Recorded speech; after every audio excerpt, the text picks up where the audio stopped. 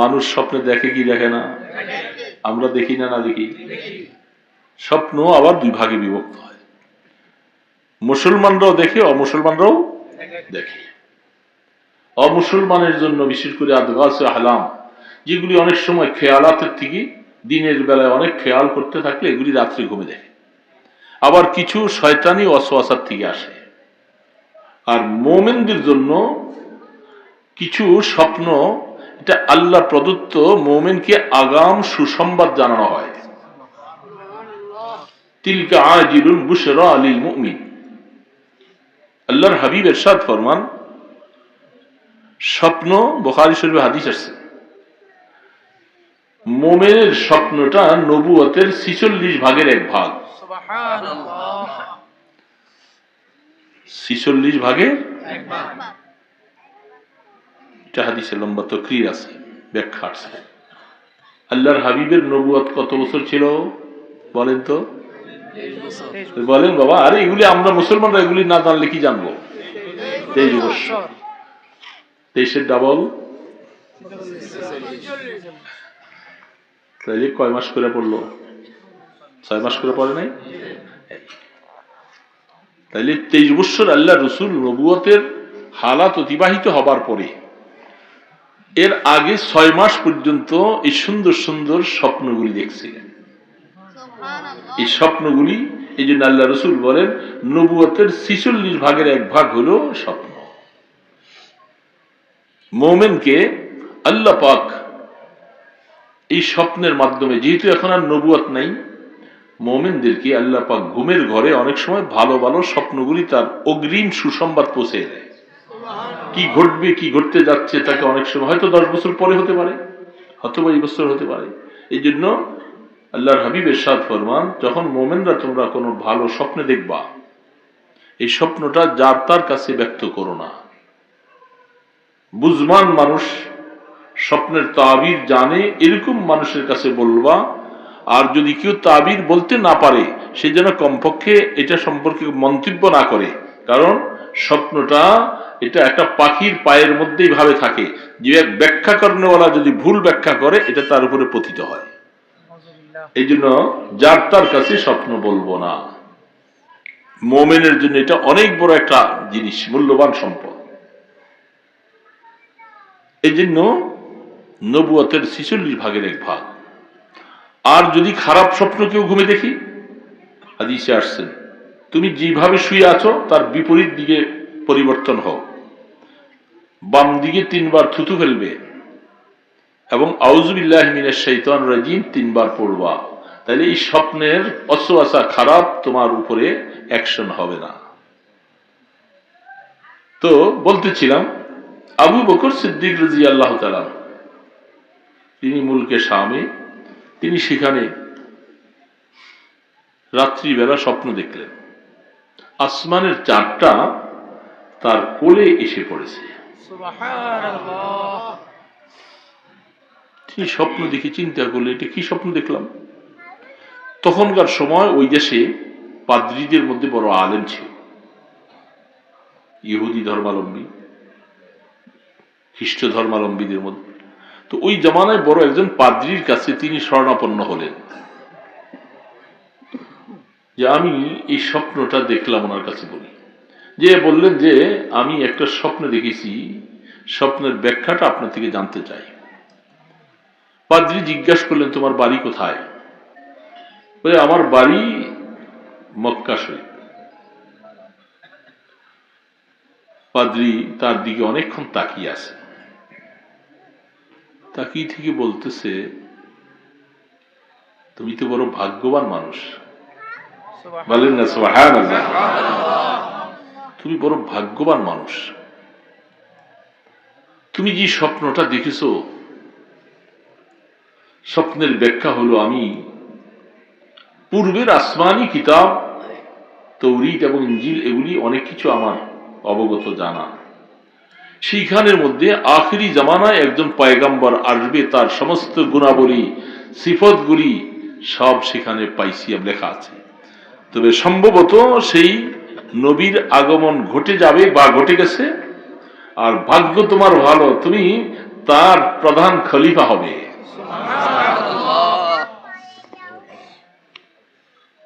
এই জন্য বলছি তিনি বড় ভাগ্যবান। তিনি স্বপ্ন দেখলেন, কিছুই জানে না, সফর শেষ করে আসতেছে, মক্কা শরীফের মধ্যে কদম রেখে আবু বকর সিদ্দিক রাদিয়াল্লাহু তাআলা আনহু চতুর্পাশ থেকে খবর পায় আমার বন্ধু মুহাম্মদ নবুয়ত পাইছে বলে প্রকাশ, আশপাশে বিভিন্ন মানুষ কথা বলা বলি করে।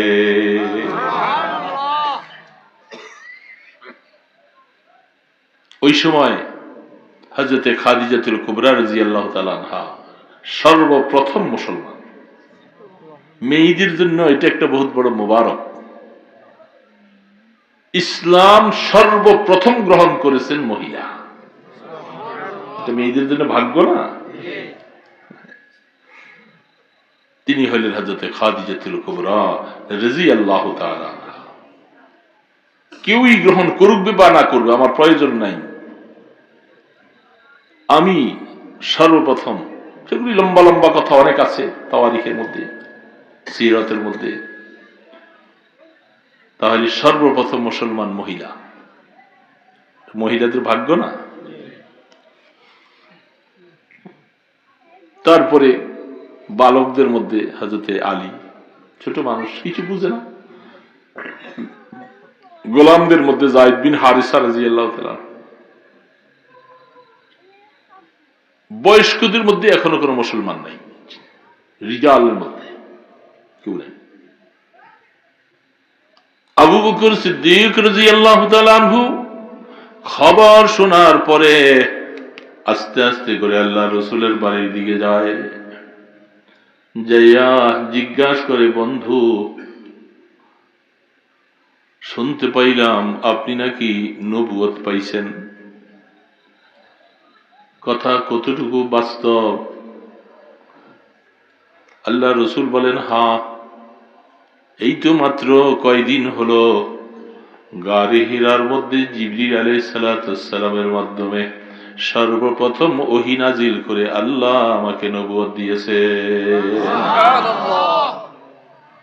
আবু বকর বলতেছে, দালিলি কথা না হওয়া পর্যন্ত মুখের কথা আমি বিশ্বাস করতে চাই না, কোনো প্রমাণ আপনার কাছে আছে কিনা? আল্লাহর হাবিব ফরমান, আবু বকর আমি প্রমাণটা তোমাকে দেই। সর্বপ্রথম মুলকে শামের মধ্যে রাত্র গভীর অবস্থায় একটা স্বপ্ন তুমি দেখছিলা কিনা? আবু বকর সিদ্দিক, ওয়াল্লাহি আমি কারো কাছে এই পর্যন্ত জানাইনি, আমার স্বপ্ন আমার ভিতরে আছে, শুধু ওই পাদ্রী জানে। ঠিক, রাত্রে গভীরে স্বপ্ন দেখেছিলাম, পাদ্রীর কাছে গেলাম, পাদ্রী তোমাকে কি বলছে? এটাই প্রমাণ যে আল্লাহ আমাকে নবী বানাইছে। আবু বকর অবাক চিত্তে আল্লাহর হাবিবের চেহারার দিকে চেয়ে আছেন। আহা, আশ্চর্য কথা, কি জানাইল আপনাকে? হ্যাঁ, বুঝে আসছে নবুয়ত না হওয়া পর্যন্ত এই ব্যাপারটা দুনিয়ার কোন মানুষ জানতে পারে না। নিশ্চয়ই আল্লাহ আপনাকে নবুয়ত দিয়েছেন, দেরি করে লাভ নাই, হাতটা বাড়াও, লা ইলাহা ইল্লাল্লাহ মুহাম্মাদুর রাসূলুল্লাহ। এই জন্য আবু বকর সিদ্দিক আকবর, সিদ্দিক আকবর এত বড়, কারো বিশ্বাস নেই, কারো কথা নেই। মেরাজের ঘটনার মধ্যেও তেমনি ভাবে আল্লাহর হাবিব যখন মেরাজ গেলেন, আজীব ব্যাপার, এত বড় 7 আসমান 7 জমিন, এক জমিন থেকে প্রথম আসমান পর্যন্ত 500 বছরের রাস্তা। আজীব ব্যাপার। বিমানে যখন হজের মৌসুমে উপরে উঠেন, তাকাইয়া দেখছেন প্রায় 35,000 36,000 ফিট উপরে। সেইখানে যাওয়ার পরে সমস্ত মেঘমালা আবরগুলি সব নিচে দেখা যায়, তার উপরেও কিছু দেখা যায় না। এরপর আরো যে কত খালা, আরো কত জায়গা খালি। তাহলে 500 বছরের রাস্তা, দবসটা 500 বছরের রাস্তা, তাহলে 5 7 35, আর খালিটা হলো আবার 35, তাহলে 70,000 বছরের রাস্তা। তো 70,000 বছরের রাস্তা, তারপরে সেখান থেকে সিদরাতুল মুনতাহা, সেখান থেকে জান্নাতুল ফিরদাউস, সেখান থেকে আল্লাহ পাকের আরশ, কুরসি, লৌহে কলম। তাহলে কখন গেলেন? ঈশান নামাজের পরে। উম্মে হানি রাদিয়াল্লাহু তাআলা আনহার ঘর থেকে ঈশান নামাজের পরে আল্লাহ রসুল বোরাকে চলে গেলেন বাইতুল মুকাদ্দাস। সেখান থেকে সবখানে ফজরের আগে আবার, বলেন না, ফজরের আগে সময় কতক্ষণ? এটা কি? যেখানে 70,000 বছরের রাস্তা শুধু আমরা হাদিসের বর্ণনায় পাচ্ছি, সময় মাত্র কয়েক ঘন্টা। এর মধ্যে 7 আসমান, জান্নাত, জাহান্নাম, 7 বেহেশত, সব 8 বেহেশত সব বিচরণ করে আরশ, কুরসি, আল্লাহর সাথে কথাবার্তা বলে তিনি ফজরের আগে আবার হেরেবে। সুবহানাল্লাহি ওয়া বিহামদিহি। বিশ্বাস হয় সবাই?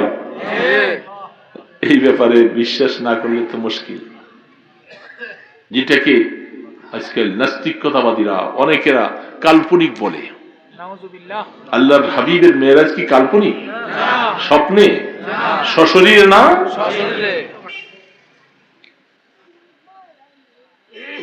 এখন আল্লাহ সুবহানাহু ওয়া তাআলা সেখানে স্বল্প সময়ের ভিতরে আল্লাহর হাবিবকে সেখানে নিলেন।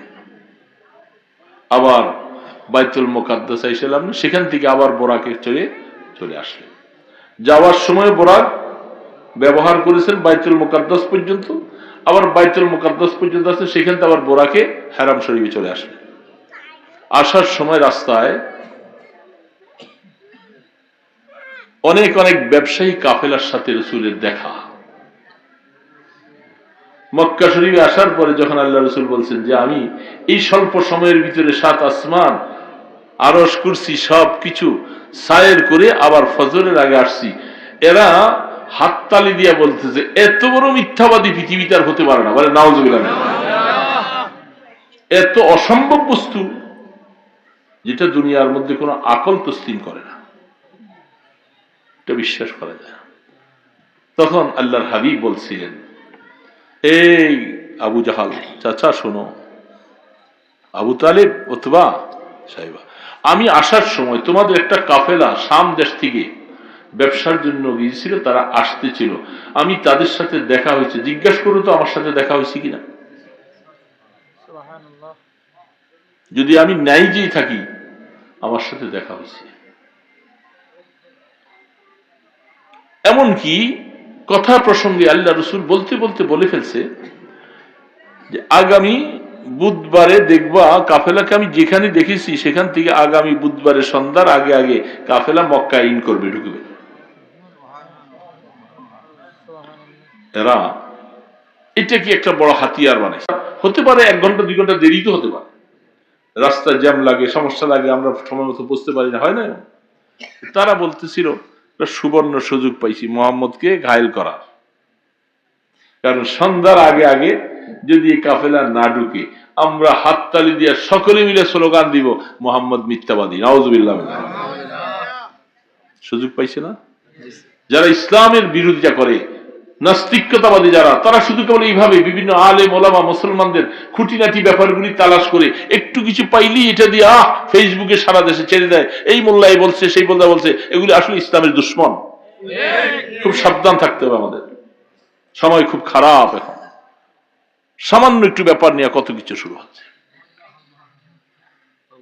এখন দিন 2 দিন পার হয়ে যাচ্ছে, আল্লাহ রসুল আসছেন, ঘুরতেছেন, তারা তো প্রপাগান্ডা করতেছে, হেরেমের বাইতুল্লাহ ঘরে পাশে বসে বসে বসে বসে বিভিন্ন কথা মন্তব্য করতেছে, আর মনে মনে বলতেছে একটু অপেক্ষা করো 2টা দিন, বুধবারে যদি সন্ধ্যার আগে না আসে, ওহ কি মজাটা দেখবানে, মোহাম্মদ যে কত নম্বর মিথ্যাবাদী এটা আমরা প্রমাণ করে দেখাও।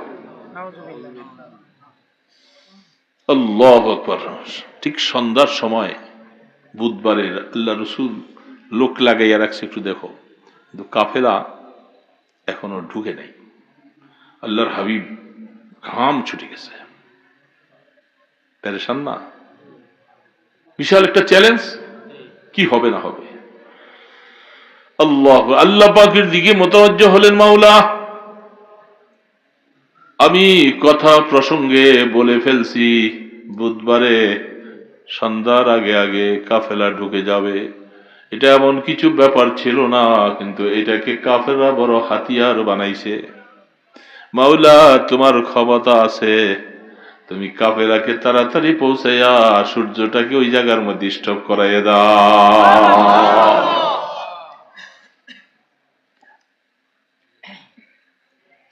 হাদিসের মধ্যে হেডলাইন তৈরি হয়েছে, বাবু হাবসি শব্দ। সূর্যটা ঠিক এখনো কাফেলা পৌঁছে নাই, ওরা তো কেউ লোক লাগাই রাখছে চতুর্দিকে, দেখো উলু উলু ধ্বনি দিবে আর হাততালি বাজাবে, ঢোল বাজাবে আর কি কত। ঠিক এমনি সময় আল্লাহ সুবহানাহু ওয়া তাআলা বন্ধুর সম্মান ইজ্জত রাখার জন্য, মেরাজকে সঠিকভাবে প্রমাণিত করার জন্য আল্লাহ পাক ঠিক সূর্যটা যেখানে আছে ঘন্টার পার হয়ে যায়, সূর্য আর ডুবে না।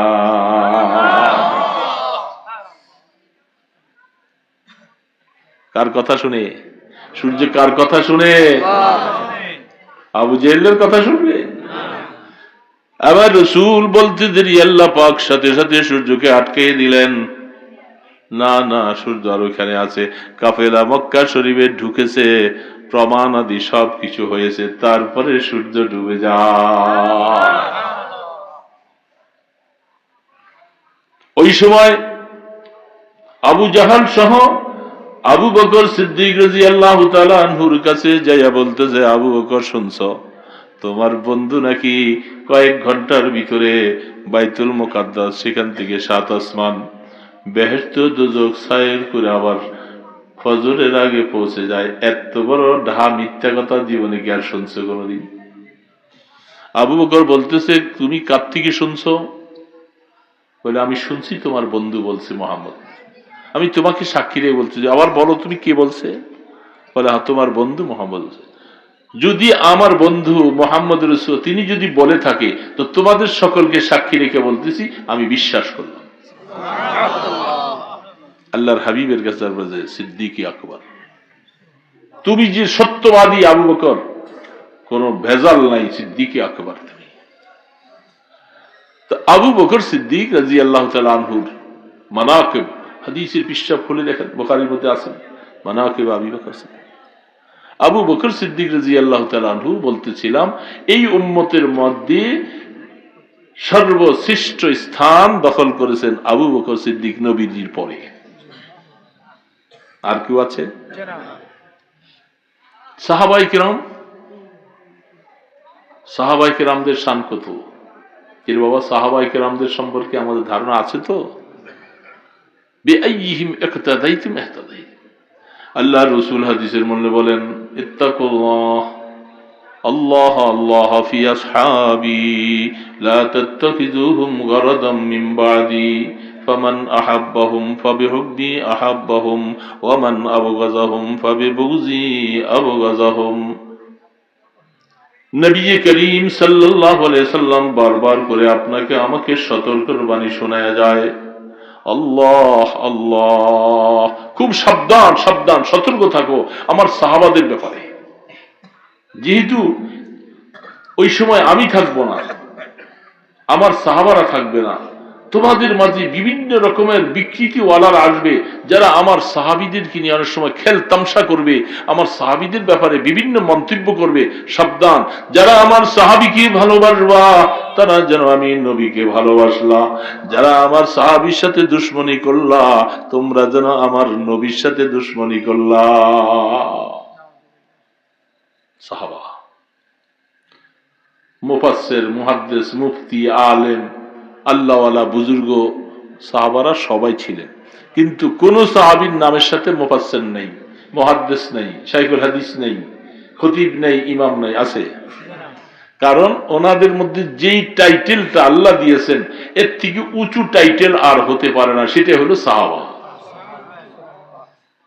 এর থেকে এত সম্মানের নাম আর কোথায়? সাহাবা। কোরআন শরীফে সাহাবা শব্দটা কোরআনের মধ্যে দলিল, নাসসে সরিহ। ইয ক্বালা লিসাহিবিহি লা তাহজান ইন্নাল্লাহা মা'ানা। এই ইয ক্বালা লিসাহিবিহি, সাহাবা শব্দের উপরে হযরত আবু বকর সিদ্দিক রাদিয়াল্লাহু তাআলা আনহু আল্লাহর হাবিবকে নিয়ে গারে সুর, হাজী সাহেবরা তো দেখছেন গারে সুর, দেখেন নাই? যেখানে আল্লাহ রসুল 3 রাত্র আত্মগোপনে ছিলেন, রসুলকে মেরে ফেলতে চাইছিল। ওই পাহাড়, যে পাহাড়ের উপরে রসুল উপরে উঠছিলেন, দেখছেন তো? হাজী সাহেবরা দেখে আসছেন না? আছে না হাজী সাহেব এখানে আছেন তো?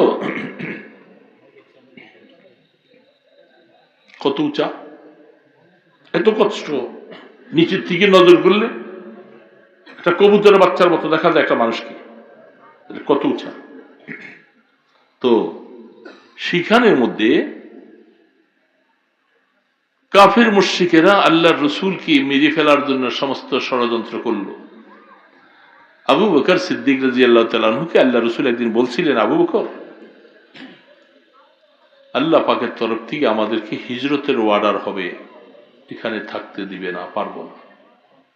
যেদিন এই কথাটা বলছেন সেদিন থেকে আবু বকর সিদ্দিক রাদিয়াল্লাহু তাআলা আনহু 2টা ওট ব্যবস্থা করে পালতেছে।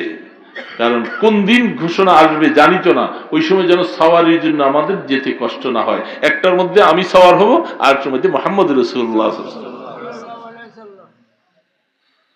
আর এই কথা আর কারো কাছে বলেন না, এই মনের কথাটা বলছেন শুধু আবু বকর সিদ্দিক। তিনি কত মনের, কত প্রিয়। আবু বকর সিদ্দিক রাদিয়াল্লাহু তাআলা পালতেছে, চলতেছে। এবং কি একটা রাস্তা দেখানেওয়ালা একজন গোলামকে ঠিক করে রাখছে। আমরা মদিনা শরীফ হিজরত করে চলে যাব, রাস্তা তো চিনি না, সেই রাস্তা চিনি, এগুলাকে রাখালি করে পারে। যেদিন রাত্রে আল্লাহর হাবিব চতুর্দিকে তাদের বেষ্টনীর মধ্যে তারা রাসূলকে হত্যা করবে, আল্লাহ পাক কিভাবে করে বলছেন, ওগো আমার বন্ধু, وَجَعَلْنَا مِنْ بَيْنِ أَيْدِيهِمْ سَدًّا وَمِنْ خَلْفِهِمْ سَدًّا فَأَغْشَيْنَاهُمْ فَهُمْ لَا يُبْصِرُونَ।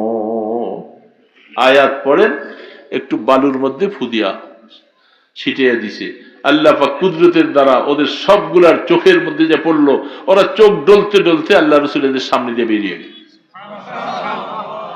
যেটা কি কোরআন বলছে, ওয়ামা রামাইতা ইয রামাইতা ওয়ালাকিন্নাল্লাহা রামা। এ বন্ধু, বালু আপনি মারেন নাই, বালু আমি আল্লাহ মারছি। আমি আল্লাহ মারলে এটাকে ফিরাই কি আমার? এখন তারা সকলে মিলে আল্লাহ রসুলকে খুঁজতেছে। আবু বকর সিদ্দিক রাদিয়াল্লাহু তাআলা আনহুর দরজার মধ্যে রসুল ছোট্ট আওয়াজে একটু দিয়েছেন আবু বকর, সাথে সাথে আবু বকর লাব্বাইক বলে হাজির। পরে এত গভীর রাত্র, আবু বকর আপনি ঘুমান নাই? যেদিন থেকে আপনি বলছেন হিজরত করা লাগবে, সেদিন থেকে আমার ঘুম হলো দরজার সাথে হেলান। কোন সময় আল্লাহ রসুল এসে আমাকে আবু বকর আবু বকর করে ডাকবে আর আমি আরামে ঘুমে থাকবো, আমি কিয়ামতের ময়দানে আল্লাহর কাছে জবাব দিব কি? সেদিন থেকে আমার ঘুম সাথে সাথে বেরিয়ে গেল। বুখারী শরীফে হাদিস আসছে, হযরত আসমা বিনতে আবি বকর সিদ্দিক রাদিয়াল্লাহু তাআলা আল্লাহ রসুলের জেঠাইশ আবু বকর সিদ্দিক রাদিয়াল্লাহু তাআলার মেয়ে আসমা ঘরে ঢুকছেন, ওনাদের সামানগুলি বানবে। 2টা পোটলা আল্লাহ রসুলের যাগুলি সামান, এগুলি একটা, পানির পাত্র ইত্যাদিগুলি, আর বাবার একটা। বাঁধার মতো আবু বকর সিদ্দিকের ঘরের মধ্যে কিচ্ছু নেই, একটা সুতাও নেই, একটা রশি নেই, কি দিয়ে বানবে? বুখারী আলাইহি রাহমাহ হাদিস বলছে, জার না তাকাতাই। আসমা রাদিয়াল্লাহু তাআলা আনহা তার দোপাট্টা ওড়নাটাকে 2 টুকরা করছে, করে এক টুকরা দিয়া বাবার পোটলাটা বানছে, আর এক টুকরা দিয়া নবীজির পোটলা বানছে। আল্লাহ রসুল তাকে একটা লকব দিয়েছেন যে তোমাকে এই নাম বলে ডাকবে, যে দোপাট্টা ওড়নাটাকে ফাটাইয়া পড়ছো। তো আবু বকর সিদ্দিক রাদিয়াল্লাহু তাআলা তিনি আল্লাহ রাসূলের সাথে গেলেন। আমি শুধু পয়েন্টটা আপনাদেরকে বলতেছি, যে কথাটা আমি ভূমিকা শুরু করছিলাম, এই ভূমিকার সাথে আবু বকর সিদ্দিক বলতেছি। এখন অসুবিধা হয় না তো? এখন উঠবার সময় আবু বকর সিদ্দিক রাদিয়াল্লাহু তাআলা আনহু তিনিও ঘুম মারছে, তিনিও স্বাভাবিকভাবে দুর্বল। এখন পাহাড়ের কাছাকাছি যাইয়া এত উপরে উঠবে, এখন আল্লাহ রাসূল দুর্বল হয়ে গেছে, ঘুম নাই, বিশ্রাম নাই, এখন এত উপরে উঠতে পারে না। আবু বকর সিদ্দিক রাদিয়াল্লাহু তাআলাকে আল্লাহ পাক সবল বানাই দিয়েছে। আবু বকর সিদ্দিক বলতেছেন, ইয়া রাসূল, আপনি আমার কাঁধের মধ্যে উঠে বসেন, আমি আপনাকে উঠে নিয়ে যাব। বলেন তো, পাহাড়টা যারা দেখছেন তো দেখে আসছেন, নিজে একা উঠেই তো কষ্ট, আবার আরেকজনকে কাঁধে নিয়ে উঠে কেমনে? আজ থেকে 1450 বছর আগের কথা। এখন তো উঠতে উঠতে কিছু একটু রাস্তা হয়েছে, যাই হোক কিছু উঠে। তাহলে ওই সময় এখন আবু বকর সিদ্দিক কেমনে আল্লাহ রাসূলকে কাঁধে নিয়ে? আল্লাহ সুবহানাহু ওয়া তাআলা আবু বকর সিদ্দিকের মর্যাদা প্রকাশ করাবে, এই জন্য আবু বকরকে সবল বানাইয়া রাহমাতুল আলমকে একটু দুর্বল বানাই দিয়েছে। আবু বকর সিদ্দিক তাকে কাঁধে নিয়ে উঠছে। এটাকে অনেক সময় শিয়াদের সাথে আমরা বলি, এই কমবখ্ত শিয়া যারা, আবু বকর সিদ্দিক রাদিয়াল্লাহু তাআলা আনহুর সাথে তোমরা এইভাবে দুশমনি করো, এই বুজুর্গি আর কারো ভাগ্যে জুটে নাই। আবু বকর সিদ্দিক রাদিয়াল্লাহু রাসূলের সাওয়ারি হয়ে গেছেন, রাসূলকে কাঁধে নিয়ে উঠছে, মর্যাদা করত তার। এবং সেখানে গিয়ে আল্লাহ পাক যে কাজগুলি করেছেন, এগুলি সব পরবর্তী জমানার উম্মতের জন্য, এগুলি হেদায়েতের জন্য একটা বাস্তব নমুনা। এবং ইসলাম বিদ্বেষী যারা জালেম, যারা নাস্তিক, যারা ইসলামের সাথে দুশমনি করে, কোরআনের সাথে দুশমনি করে, মুসলমানদের সাথে দুশমনি করে, তাদেরকে আল্লাহ পাক চোখে আঙ্গুল দিয়া দেখাইছে, দেখো পৃথিবীর মধ্যে সবচেয়ে দুর্বল প্রাণী হলো আনকাবুত। আনকাবুত, সূরা আনকাবুত একটা সূরা আছে, আছে না নাই? ইন্না আওহানাল বুয়ুত লাবাইতুল আনকাবুত। মাকড়সা, মাকড়সা আপনাদের দেশে কি বলে? মাকড়সা বলে। আল্লাহ পাক কোরআনে বলছেন, পৃথিবীর মধ্যে মাকড়সার ঘরের মতো এত দুর্বল ঘর আর কারণে। এই দুর্বল প্রাণীটাকে আল্লাহ সেখানে ব্যবহার করাইলেন, তারা সেখানে গুহার মধ্যে ঢুকলেন। মাকড়সার জালটাই বা কেমন, এই জালটা মুহূর্তের ভিতরে গুহাটার মধ্যে এইভাবে বুনলো, সেইখানের মধ্যে, আচ্ছা আমরা দেখি মাকড়সার জালের মধ্যে ছোট্ট একটা পাতা পড়লে এটা ছিটা যায়, এর মধ্যে কবুতর বসে কেমনি? এটা কি? এটা মেমোরিতে রাখতে হবে, কিচ্ছা শোনা নয়, এর দ্বারা উপদেশ নিতে হবে। আমাদের আগামী দিনের, আগামী প্রজন্মের যুবকরা মনে রাখা লাগবে, আল্লাহ পাকের দ্বীন আল্লাহ পাক এমন ভাবে বাতিলদের সামনে, কাফের মুশরিক বেঈমানদের সামনে স্পষ্ট দেখাই দিয়েছেন যে আমার দ্বীন রক্ষা করার জন্য আমি বড় কিছু ব্যবহার করি নাই, আমি সামান্য মাকড়সার জাল দিয়ে আমার নবীকে হেফাজত করেছি। মনে রাখো, আমি আল্লাহ পাক আমার কুদরতের দ্বারা তাদেরকে নিস্তেনাবুদ করা। মনে রাখবা, তোমরা যখন সামনে বাড়বা, আমার তরফ থেকে শক্তি তোমাদের সাথে চলে আসবে। আনকাবুত, সেখানে মাকড়সা বসে, আবার ডিম পারে। এটা কি? এটা কি? মাকড়সার জালগুলি কি সুতা, গুনা, তার এমন? একেবারে দুর্বল মানুষ, এটা পাতা পড়লে তো ছুটে যাওয়ার কথা। এটার ভিতরে কুদরতি কারবার চলছে, সেখানে বসলো, ডিম পাড়ো। হাদিসের মধ্যে আসছেন, আল্লাহ পাক ওই মাকড়সার জন্য দোয়া করেছেন, কবুতরের জন্য দোয়া করছেন যে আল্লাহ তোমাদের বংশ যেন আল্লাহ পাক কিয়ামত পর্যন্ত নসল বাড়াই দেয়। সেই দোয়ার বরকতে সারা হেরেমে আশপাশে দেখেন কবুতর কেউ ধরেও না, মারেও না, হাজার হাজার লক্ষ লক্ষ কবুতর বংশ কিয়ামত পর্যন্ত বাড়তেই থাকবে। আল্লাহ রাসূল দোয়া করে দিয়ে গেছেন।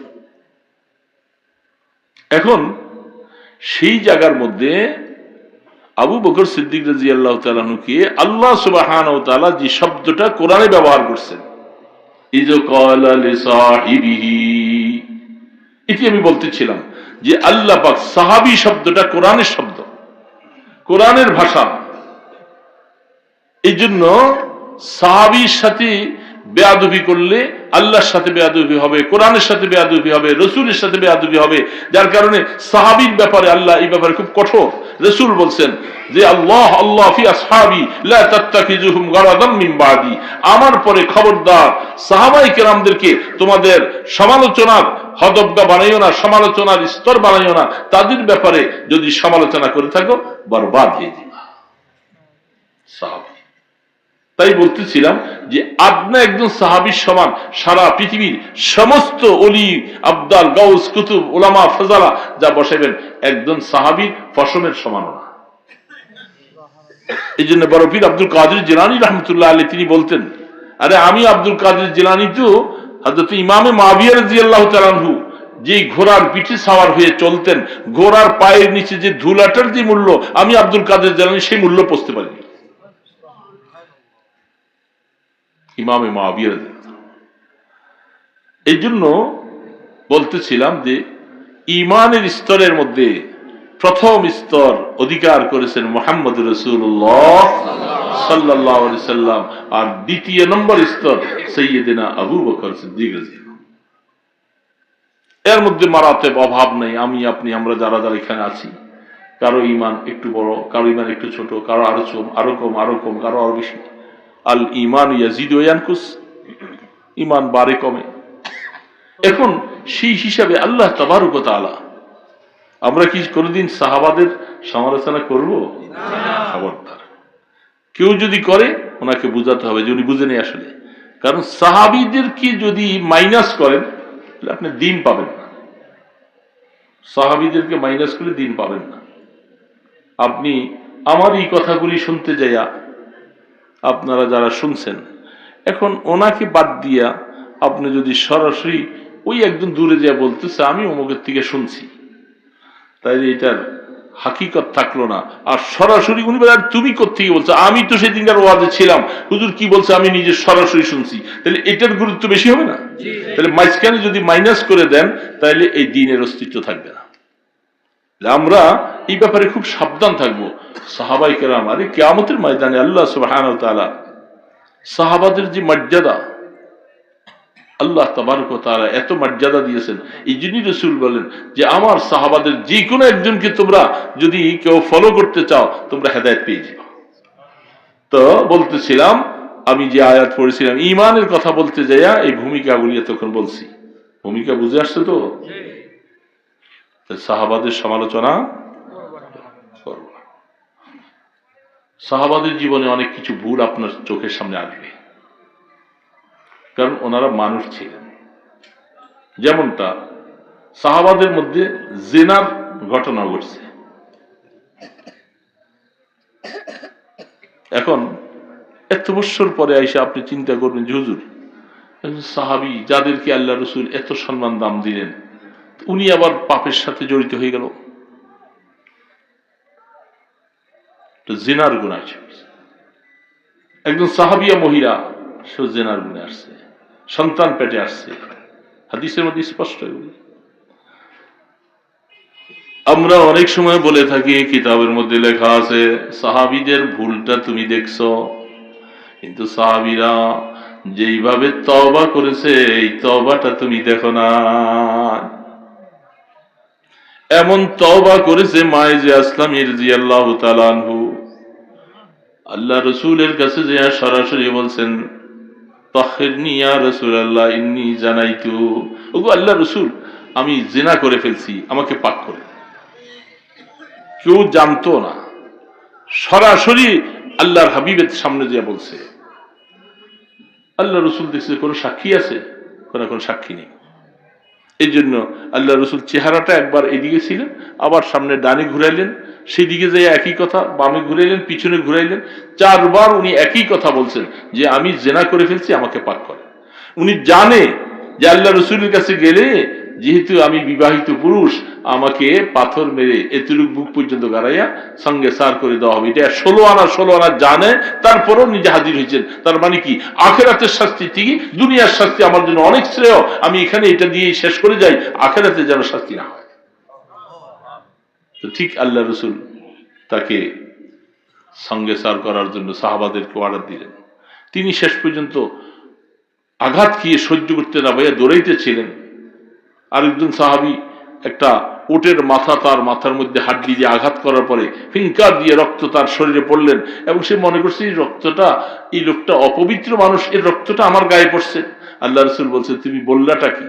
আমার মায়েজে আসলামী যেই তওবাটা করেছে, এই তওবা যদি এটা বন্টন করে দেওয়া হয়, পুরা হিজাজবাসীওয়ালা তোমাদের নাজাতের জন্য যথেষ্ট হয়ে যাবে। আমার মায়েজ এত বড় তওবা করেছে।